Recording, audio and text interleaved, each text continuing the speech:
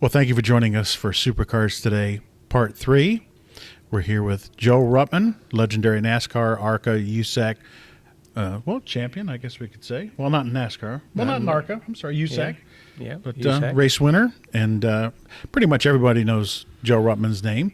And I know it because I grew up down the street from their cycle shop in Dearborn Heights, Michigan. And my name was out front, but it wasn't mine. But it was I didn't make the money. But we're in the segment of the show now where we call it Show and Tell. I haven't thought of a better name. If any sponsor would like to come out and fund that, you go right ahead. But like as Bobby Bowser, our first guest, said, show and maybe don't tell, but we'll see what Joe feels about that. And our first picture right here, that's on the easel here, we are in Daytona. Yesterday was 37 years to the day. You won the 1982 ARCA 200 here at Daytona Speedway. And when I see this, I don't know if JD is still alive or not. He coming 10 years ago, and a lot of let me get this out. A lot of bad things were said about him, but you're talking with somebody that everything he ever promised Joe Ruttman, he did to the letter. He was one of the nicest men in racing that I've ever met. Now, you hear a lot of negative things about him, but you're not going to hear it from me. And he spent a tremendous amount of his own money. And I kept saying, Jim, that was what the J stand for, I guess. I says, you can't sponsor all those cars. I says, Internal Revenue couldn't sponsor that many cars. One time he had, I don't know, however many, as people remember. We have a shot of that in here as part of later on. Okay, yeah. So anyway, that reminds me of being here in a fast car that can win, and that's the reason why I won the race, is because they put me in absolutely the best equipment, best motors, best car, and I was riding the fastest horse. So it was easy to win with the fastest horse. And this car does look a little slicked up, maybe lowered a little bit. I'm sure that I don't understand fortunately I don't understand cars real well, but it's probably not legal, but it looks all right in that picture to me, especially in the winner's circle. And I was worried about making a buck or two. I think the statute of limitations run out on ARC officials coming and saying, Joe, we want that trophy back, which you don't have anyway. But that, right, I don't have any trophy, no trophy. And but anyway, that was fond memories, and someone told me that big number. I don't ever repeat that because I've never used the R word. My phone is still with me, and I'm still available. Now this was fond memories, by the way. This photo was from the ARCA website. Just want to give credit where credit is due, and we will attempt to do that as best we can. We're sorry if we don't. This next picture is from I-70 Speedway, and you and I were talking a little bit about that yellow number 70 earlier, and I don't know if you recall this race, but there's, let's see, the Clear Skies 250 at I-70 Speedway in Odessa, Missouri, which they are reopening, from what I understand. They are? Yes. I have not heard that. Boy, it's a good-looking lady standing there. Look at that ugly guy. Yeah, I used to cut my hair on occasion, but that costs money, I guess. The only thing I can throw at somebody of my own cars, I always run the number 70, and a lot of people ask me why.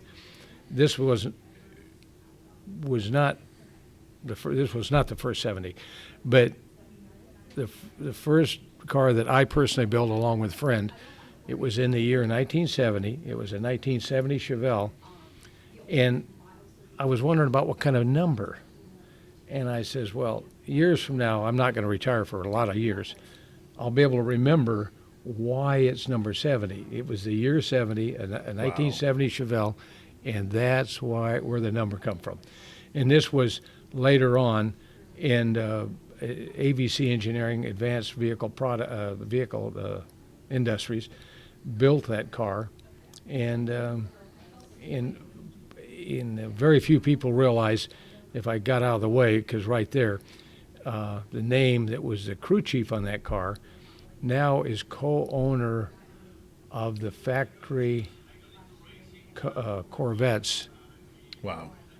When you see those yellow Corvettes at Sebring and stuff, the crew chief on that car now is co-owner of the factory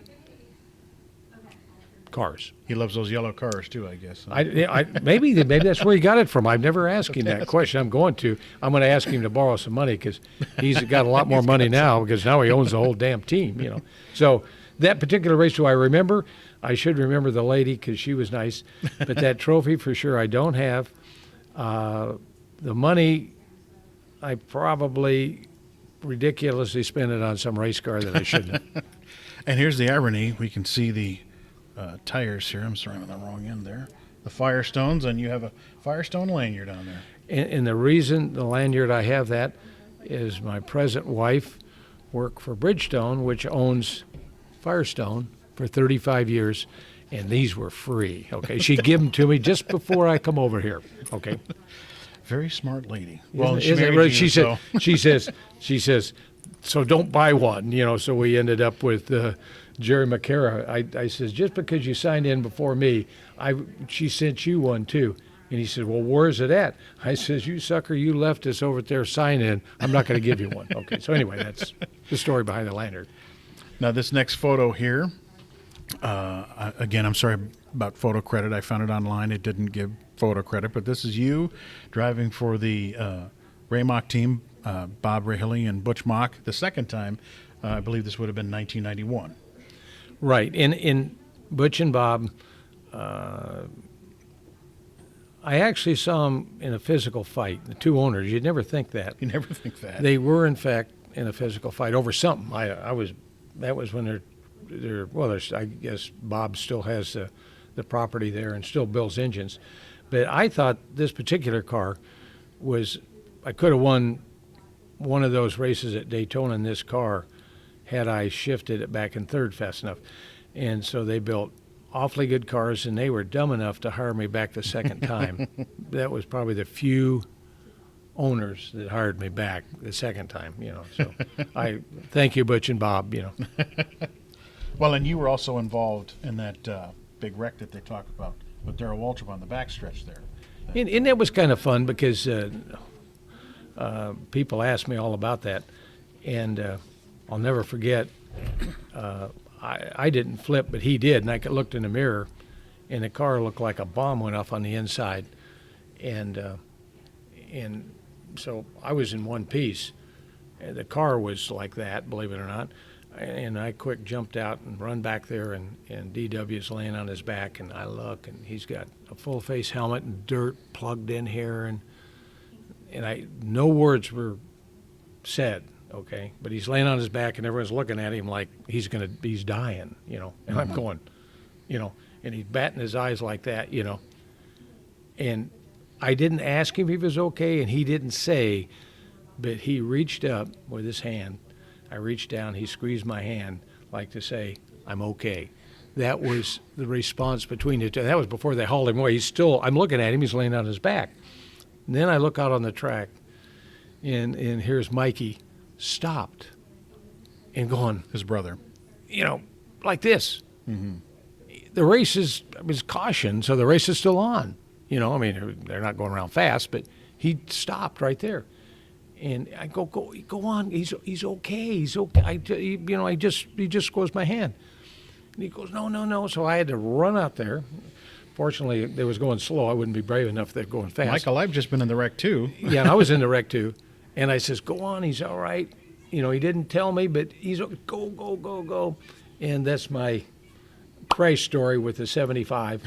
And I thought maybe I was going to take the lead, and a car come across, which was him, and grabbed the front end of mine and shot me off. And so they redone that area that we hit. And it felt like the car would have jumped over this building. I'm sure it wasn't that high, but I thought I could have. It seemed like it was that high because I'm afraid of heights, So I flew up in the air and come back down. And anyway. They did have a special on that. I thought I'd seen it on YouTube or somewhere that he just got that car back, and they did kind of a 20, 30-minute special on that car, and apparently they didn't talk to you. Nope, So didn't talk to there goes me. the cash. They think I don't tell the truth. Good enough story. Now this is from 1985, and you were one of the first guys to drive that number 4 with backing from Folgers again. Sorry about I don't know the photo credit. Let me say this: I've bet a perfectly wealthy guy a lot of money because he said Mark Martin drove it the first time. Wrong. I bet up to $1,000. He never, by the way, never paid off. He should have. James Finch. James, you still owe me the $1,000 that we bet. He can afford it. Tony Glover. I just bumped into him for the first time in years and years yesterday morning. There was a crew chief on that car. Larry McClure was his technical owner along with his brothers. And I told everyone that would listen the two things I was wrong in NASCAR about. I said he would never be successful because he was had a car dealership, and one car dealership would not support a Winston Cup car financially because I knew that from racing. So I told everyone that listened, Larry McClure will never last. He'll run out of money and you'll never see him again in a couple, 3 years.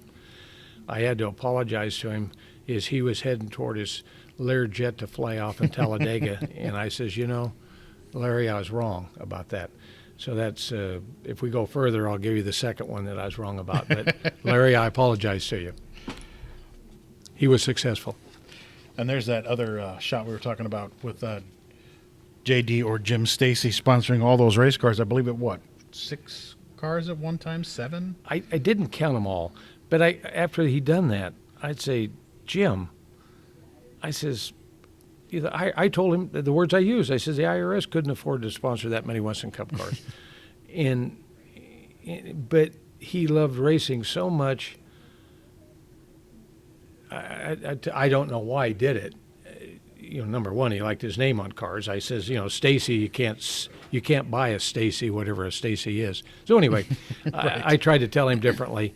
He didn't listen, and there's other sidelights to the story that's equally as good about how dumb I am as a driver, which may piece into something. I'll tell you a story on it. Anyway. You're watching Supercars Today TV, and this is segment 3 of our interview with Joe Ruttman. I appreciate you being here. Again, we're playing the segment of show and tell. Again, I don't know what else to call it, but that's what we're calling it for now. And we try to give photo credit where credit is due. Again, I don't have a photo credit on this one. The next one here, you might not want to see this one. And by the way, I've never seen any of these. Okay, I was in this race, so I know that particular race. Joe is the green car at the bottom. Bottom of this sponsored. If I'm a good driver. It was Quaker State sponsorship, I buy Mobil now because I'm mad at them because they didn't keep sponsoring the car. But when that happened, when this 3 car and that 11 car, I don't know who drives those cars, but when they tangled, I was running third. I swerved to miss it and got down in the infield. And I would have won that race. Okay, there was a race that positively. This was coming to the yellow at the very end. That right there, I was in the lead. I was in first place, even right there. And I got off the throttle. The car stalled, and it took me that long to restart it. That's what kept me from winning that race. So the driver error again cost me from winning that race. Now the photo credit is from WTBS that televised this race that day, but that was a major accident between Earnhardt in the 3 and Waltrip in the 11. Some people say Dale took Darrell out. You were in third. Some people say he reared him. You were right there to see the whole thing. I'm not going to squeal on any one of them. I just loved to see them both sliding against the wall because I knew I was going to win. Because I was by far the fastest other car on the racetrack. And if I hadn't have been silly enough, I would have missed them a little better. I would have won the race positively, absolutely. So we had 2 guys who were first-time winners coming to the line, and instead it was Kyle Petty instead of Joe Ruttman. And darn, he didn't need to win. Richard had won way too much. The Petty name isn't etched in the NASCAR record books. Again, photo credit, I cannot read that at the bottom, but I did find that on social media. But that believe that car was your last Cup start in 2004, I believe. Probably so. I think that I started the fad of start and park. James Finch owned that car, and here in Daytona, whatever year, that's back too far, I went to him and I said, he had more than one car, and I says, James, I says, they don't even have full fields of cars. All we'd have to do, we, including me, otherwise, I'm the wheel man, and he looked at me. You got to know James Finch, and he says, you don't even have a NASCAR license. And I says, oh yes, I do. And I says, I'm telling you, we can take a car, any car. He says, all I have just super speedway cars is all I have. And we went to Rockingham with the car.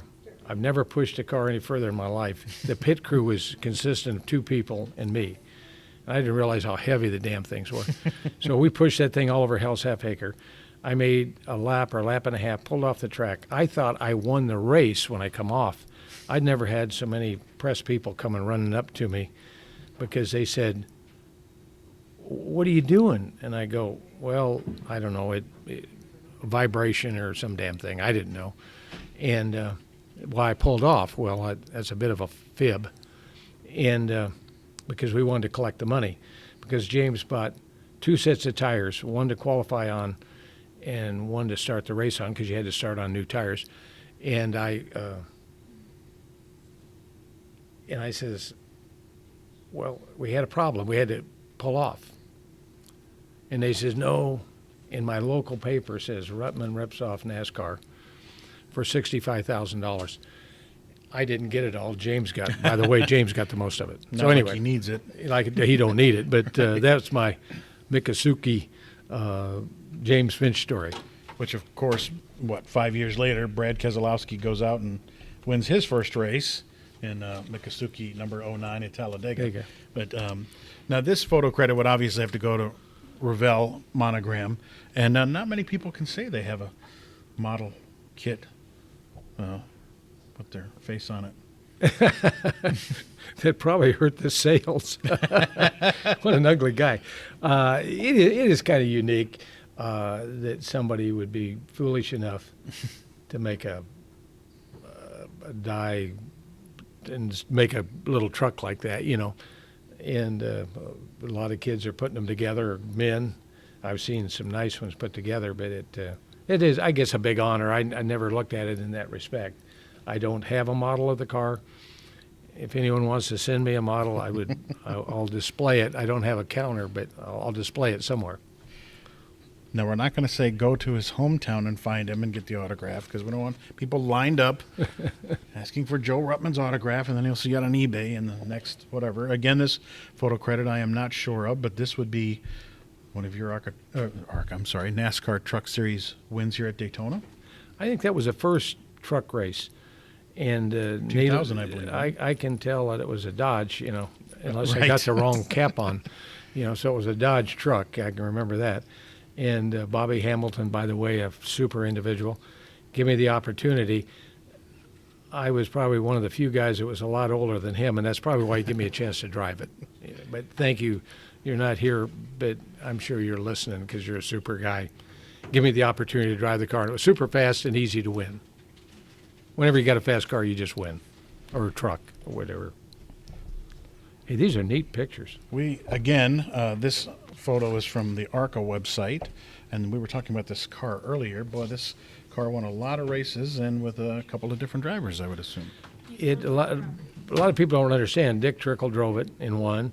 Parnelli Jones drove the car, and I drove the car. I still have the car. And without the engine transmission. And I thought about at some point, finding a museum, but and paint it back like it was originally a yellow color. Not a fair yellow, but a pretty yellow, And it's still in the trailer, just as it raced in Milwaukee the last time. And we took the engine transmission out. It's still sitting in the trailer. And I should probably fix it and find some place to put it because it meant a lot, because that's the fastest old girl I rode right there.